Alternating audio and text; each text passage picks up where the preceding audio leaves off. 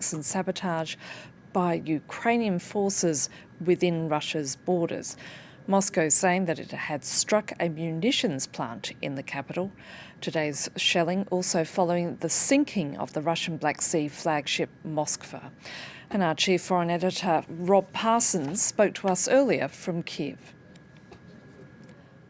The Russians are struggling, I think, to find a way of presenting this news to their own people. Because to lose your flagship, even if it is due to be retired in 5 years from now, is nevertheless an enormous blow. And quite clearly the contrary for the Ukrainians, who are celebrating the sinking of the Moskva. For them, it is an enormous boost to their confidence and a demonstration of their own power in the Black Sea. They've not been particularly active, although they have sunk around 7 smaller ships in the Black Sea. But to do this demonstrates that they have the power to strike against the biggest, most powerful of the Russian ships. And that's before they even take delivery of the ship missiles that they're due to get from the British in the days that come. That's very worrying for the Russians, given the fact that they have quite a sizable naval presence in the Black Sea and have been using their ships to fire cruise missiles inland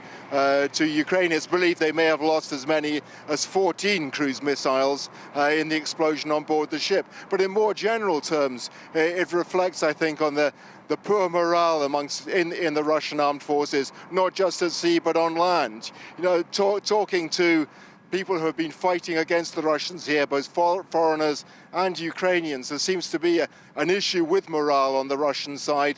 Many of the soldiers are conscripts, many are ethnic minorities from within the Russian Federation.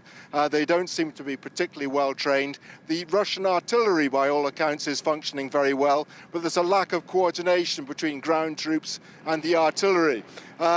And now they've had to withdraw those troops and are trying to redeploy to the east of the country to build up a force sufficient to attack the Ukrainians there. But given those morale problems, given the problems they've had with the logistics in the past, there must be a lot of concern on the Russian side that this time too, in the east, things won't